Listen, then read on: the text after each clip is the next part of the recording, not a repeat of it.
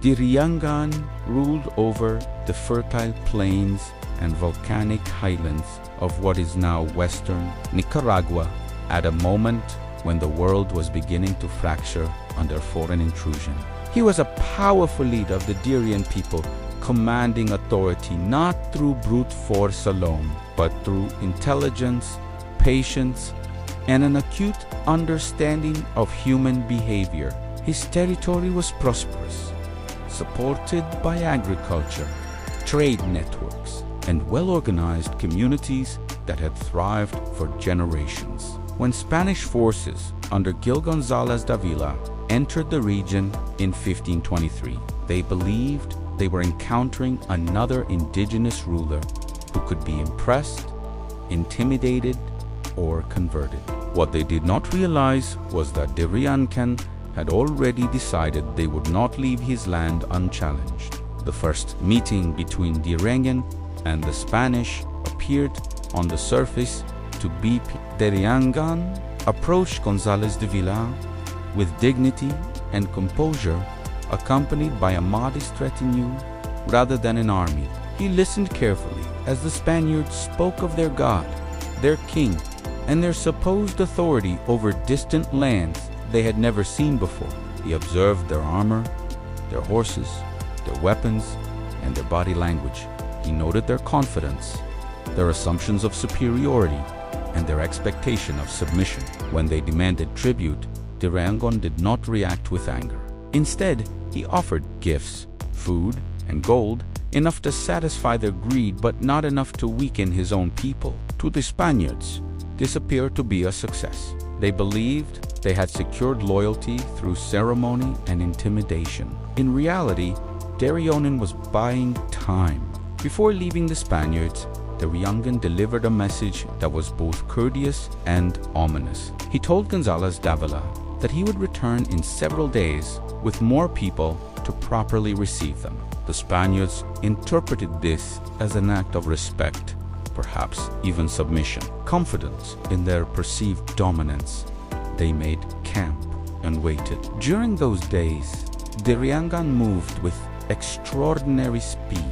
Messengers traveled across valleys, hills, and villages, calling warriors to assemble. Allies who might have remained divided were unified by a single message.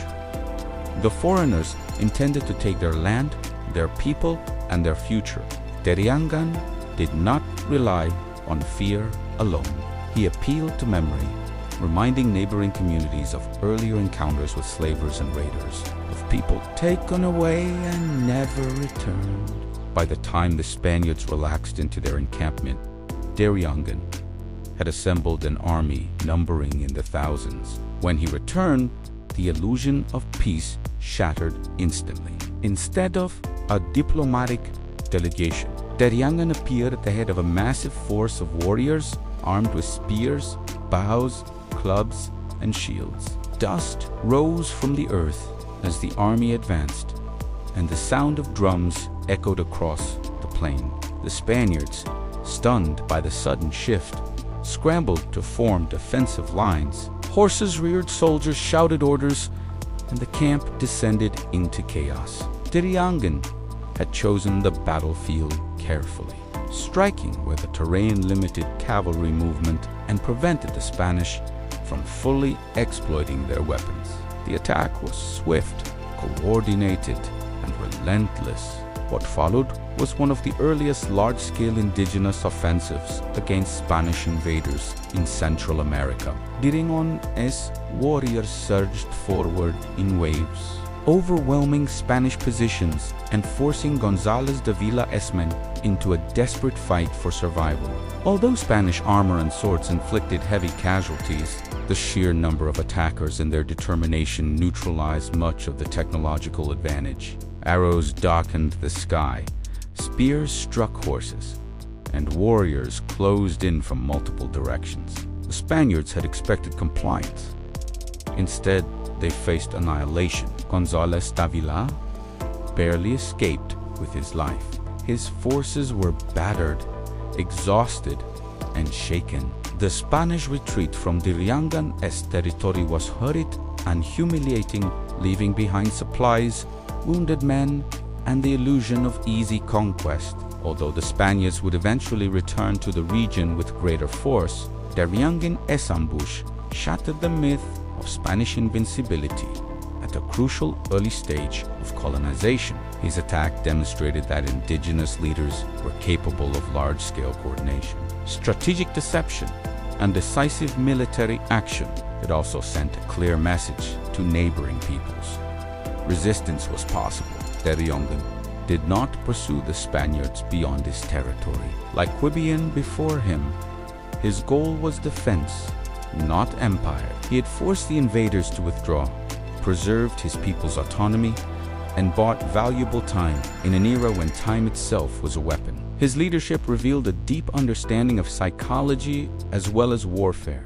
By presenting himself first as a diplomat, he exploited Spanish arrogance, allowing them to underestimate him completely.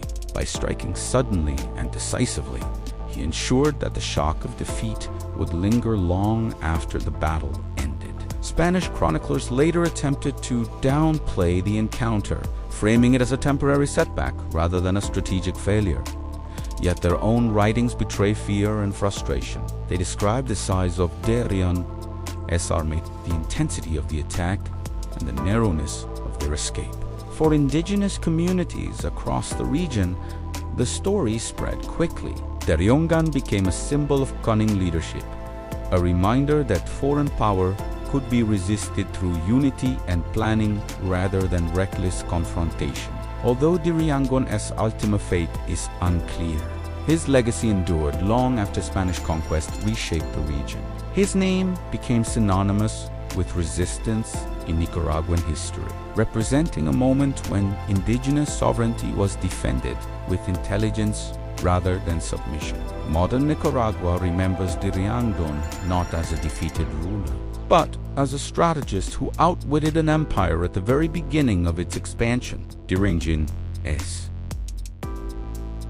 story challenges the simplistic narrative of conquest as inevitable. It reminds us that colonization was contested from the very first encounter, that indigenous leaders recognized the danger early, and that some chose to fight not out of impulse, but out of calculation. His ambush was not an act of desperation.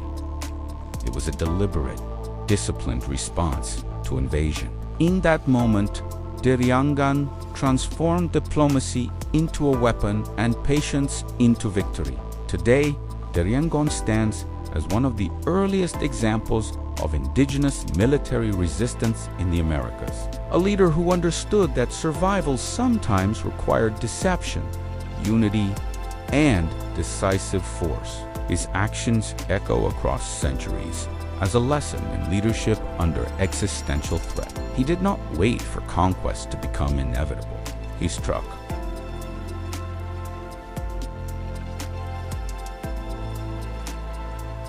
while the balance could still be shifted, and in doing so, he ensured that his name would be remembered as a king who refused to bow when the future of his people was at stake.